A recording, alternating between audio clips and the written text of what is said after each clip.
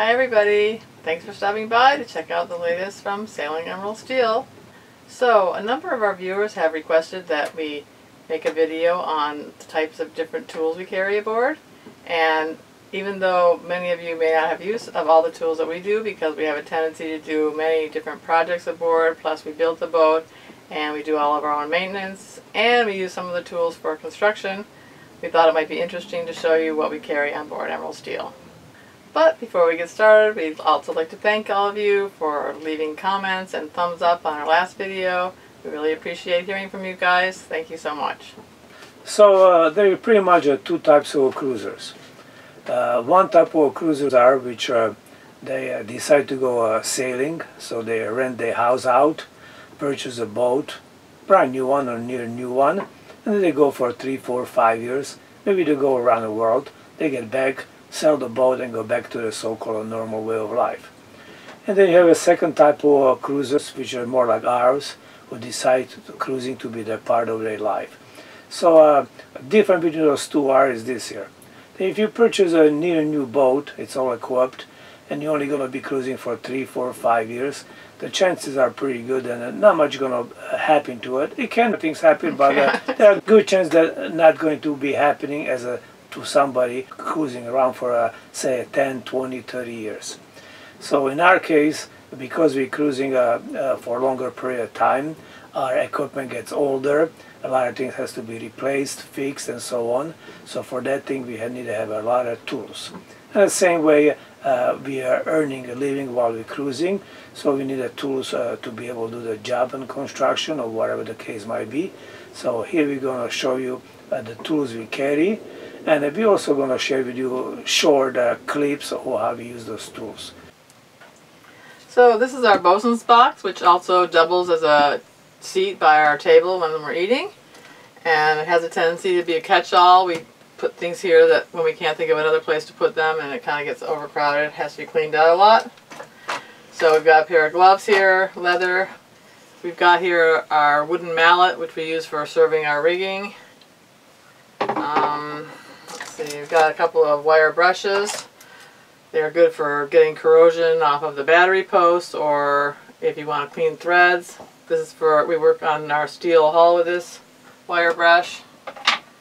Let's see. We got some chisels and a sharpening stone here.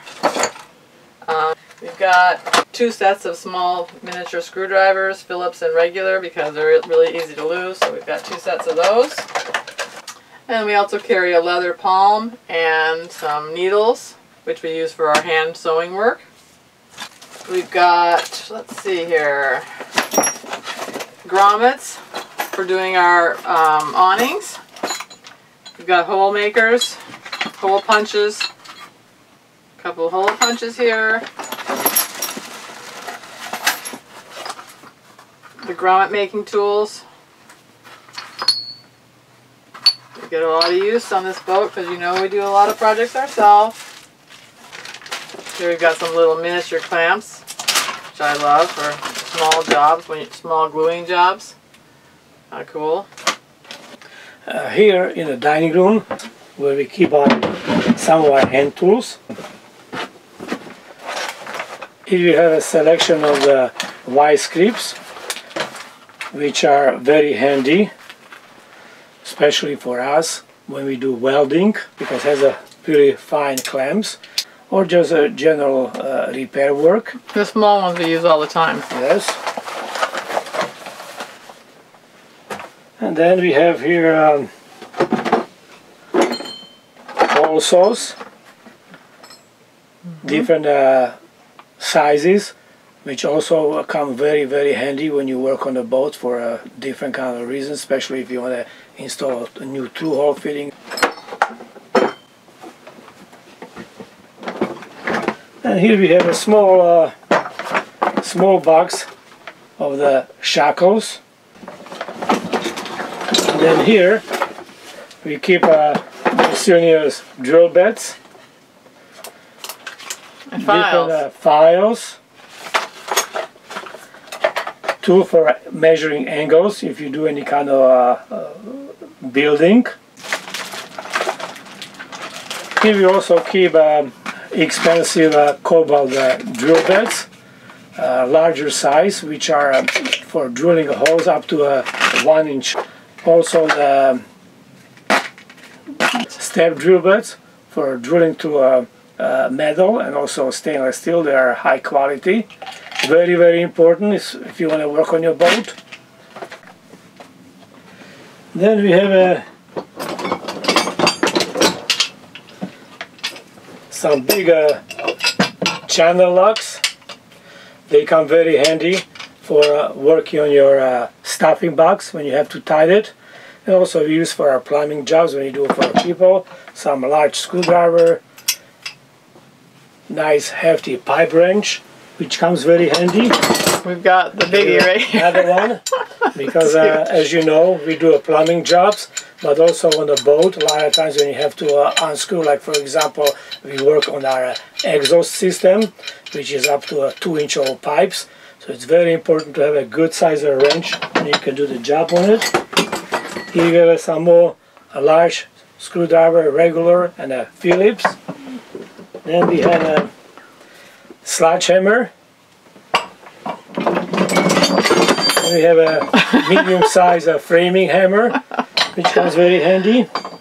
Here we have a small paint mixer, which comes on a small drill. We have here a braking bar, which also could be a nail puller. A finish hammer. Oh my God. We have a fine wire cutters, quite expensive. We have a big crescent wrench. If you try to break a shackle to make it loose, especially if it's partially rusted, a good big screwdriver and a big wrench is a must. That's kind of rusty, Jules. Yeah. Now some of those tools are over 30 years old. Here's a nice welding hammer. It's original from the time when we built the Emerald Steel over 30 years ago. Then here we have a mallet. Here we have a hole saws, different size, which are all put together. So anything we have to do on the boat, we are capable. Right. Here we got a chisel, which can be used for steel and concrete. So that's pretty much it here in that in this storage space. As you can see, all this thing here fits in a small compartment in our dining room area. Here in our forepeak, on the starboard side, we have a compartment that we keep a lot of our electrical tools, and we're going to show you that right now.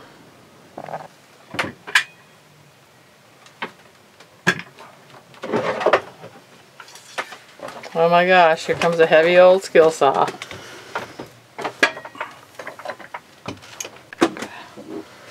So here is some collection of our electric tools, which we use building emerald steel.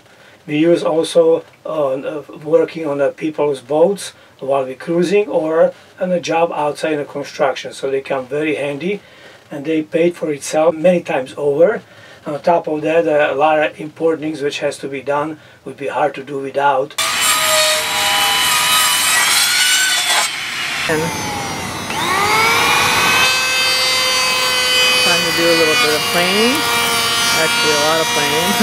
Nice stainless steel bolts. We're replacing old galvanized, putting new beams. Here I have a Milwaukee drill, 1/2 inch, which is also the hammer drill, has 2 variable speeds. It's very strong.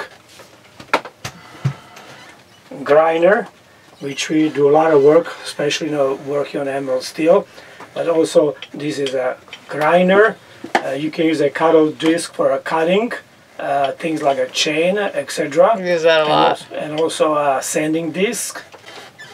Here is a power planer. When you do a big job like building a mast, for example, you cannot do it without. It's a Bosch, it's a very good quality. Then you have a saber saw. Again, if you want to cut some kind of circles or make any kind of curves, you must have it. Then I have here a sander, a rotary sander, which is very handy. Then we have a sawzall. If you want to cut any kind of hard to get places, that sawzall is very, very good. Has a long blades. That's pretty old too. Which you can use for wood or for metal. And finally, this skill saw, believe it or not, it's about 37 years old. We actually use that for building emerald steel. I use a carbide blade for cutting 1/4-inch steel plates. And since then we've done a lot of work, including building several houses, several room additions, a lot of remodel jobs, building our mast, and bowsprit. All interior of the emerald steel was built with this skill saw. So that skill saw is very heavy, very heavy cuts of steel. I can't handle that skill saw. And here's a continuation of the tools. I just dig it out from underneath a forepeak on the starboard side. It was underneath those electric tools. Here is a assortment of different kind of bits, drill bits, wooden drill bits, steel bits, and all kinds of heads for removing screws, bolts, nuts, etc. So that comes very handy to have it, because remember, if there is one kind of fitting you don't have a tool for it, you will have a hell of a time to try to remove it, for example.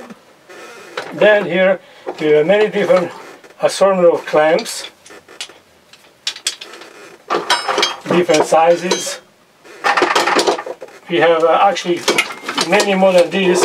I only show that. Plus here is a really big clamp, which if you work with the cabinets, etc., it comes very handy. Here I have a 4-foot carpenter's level, plus a small level. Here in this plastic bag, to keep from rusting, we have a 3-ton come along. If you should wonder what is that for, it came very handy when I was lifting our engine for a purpose of removing a shaft on the time we were changing our cutlass bearing. I will show it to you how we remove the engine.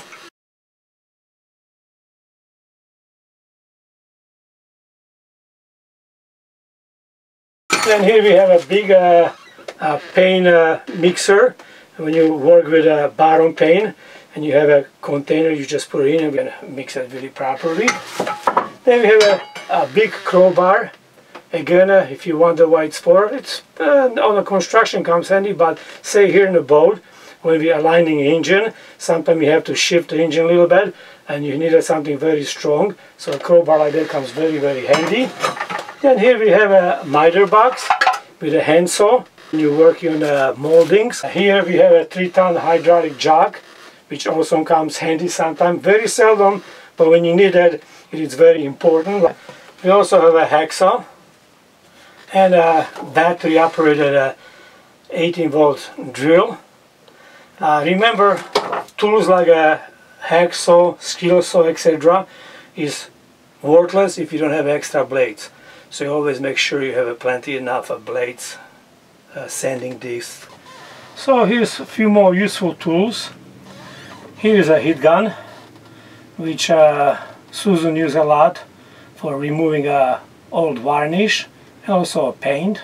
If I come down to the point and you want to strip the wood down to bare wood. Also, it's very useful for heating up hoses when you want to put into a barb fittings, because sometimes hoses are very hard to remove or install it. So that's a tool to have it. And here we have a hot knife. I love this tool. This tool is very helpful for cutting end of ropes, cutting sail material when you are working on the sails, or awning material like a umbrella. So it's a very nice tool, because if you try to cut by knife, you have nothing but what they call a lion's tail with a bunch of loose ends. So then we continue.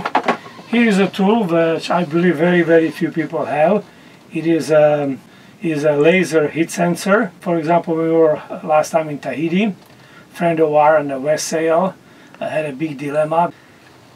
By having this tool, we was able to see exactly the temperature of the engine all you do is point on the engine, press the button that has a reading here, what's the temperature. So he found out that his engine was working properly. Only problem he had was his gauge. So then here we have a magnet, extended magnet. It's a very nice thing to have when you're looking for something falling a bilge or on the engine. And here we have the same thing with a mirror extended, so you can actually look for things if you need it. Then here we have another item. It's a grease gun. This one we need it for our windlass and also for our outboard. It has a couple of grease fittings, so it's a nice thing to have it. Then we have a bicycle pump for our hydraulic steering to pumping a pressure. Then here it's a caulking gun, caulking the decks. Then a very handy instrument is here. There's a caliber. You can measure the size of the bolts, hoses, or whatever you work with to get a really precise measurement. It works for inches and also millimeters. And here we have a small laser level.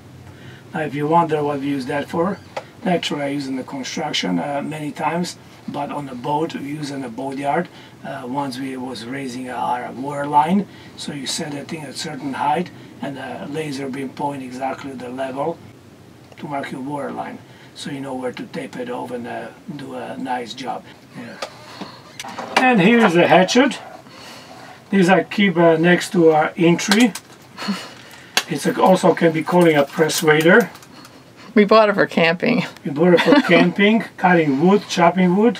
But just kind of nice, handy thing. To tell you the truth, we only use it for cutting a wood when we were camping. But you never know, it can always come handy. Actually can double as a hammer. It looks threatening. Yes. And here is an item which I made it. Again, it's used very seldom. A couple of times we used it, and also several times we lent to another cruisers. And what is actually a propeller remover. I purchased 2 half-inch aluminum discs. You cut a U-shape. So believe it or not, for such a thing they wanted maybe $370. And a lot of boatyards actually don't have it, even if you want to borrow it. So it's a very nice item. And the way it works is a thing over, if that's shaft, you put a shaft here, end over shaft comes inside to this little hole like that, and the propeller is right between it. So as you're tightening the knots, this part here pushing on the propeller and bring her out. It's a very nice item. Once when we were in South Seas, a boat hit a reef with a propeller and had to replace it. So they had no way to pull their propeller out, so we was able to lend them the tool. And also we used that tool several times because originally we had a 16-inch propeller and we changed to 18-inch. So instead of paying somebody $300–400 to do the job, we just done it. And actually you can do it right on the water if you have a scuba or a hookah like we have it. And here's all the tools stowed away back in their little compartment. It's hard to believe that all the tools can fit into a small compartment in a forward peak, totally out of the way, protected. They sit on top of plastic and insulation, so no water, no moisture will get to it. And here at the foot of the bed in the forepeak, same side as the tools, we keep our Sailrite sewing machine. She's about halfway through sewing the roll furling tape.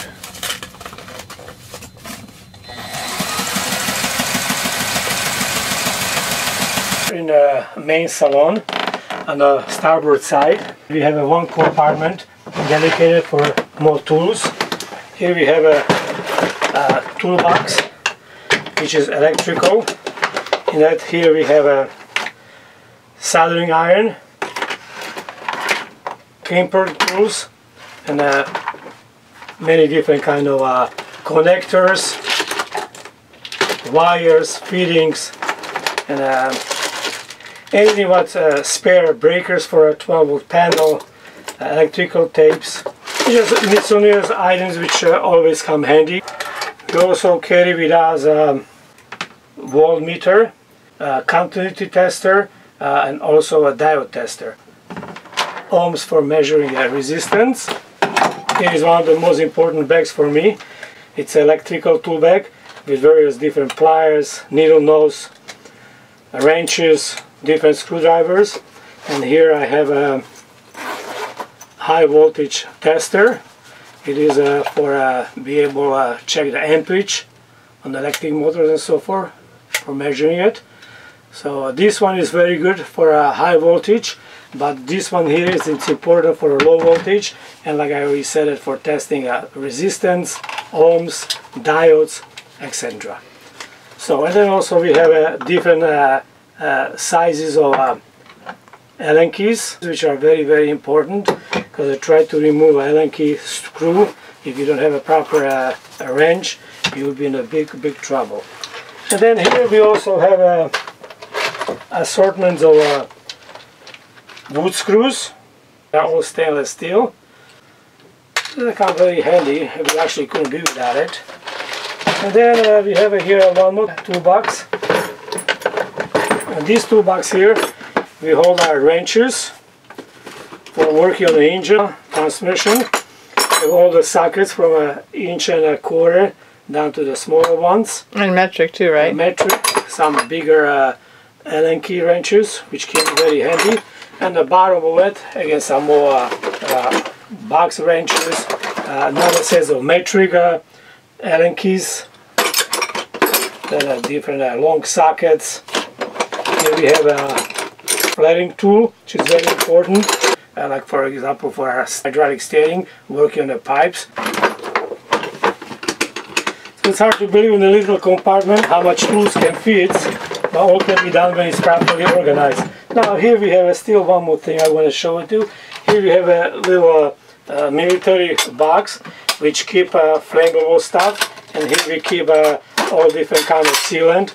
Here is underwater putty, which works very well, and then different kind of glues and tie locks, Loctite. Loctites, Loctite, etc.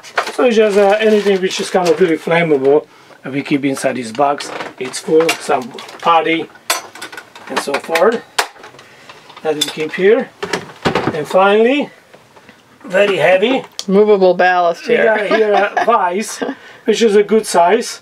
You can use for pounding things on it, or when you have to do all kinds of work like unscrew fittings, welding. Yeah, that's all. So as you can see, once you put the cushions back together, you will never be able to tell how much of a tools is hiding underneath it.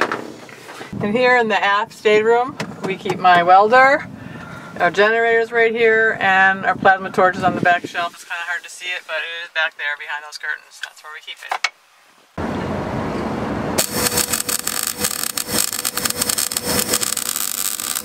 Here is our gas tank. So we're using stainless steel to stainless steel, or stainless steel to mild steel. And here is our MIG welder. You had the gas turned on, correct? Here is our plasma cutter. It's about $1,800 item, and it's actually very small. The size of it is like this here.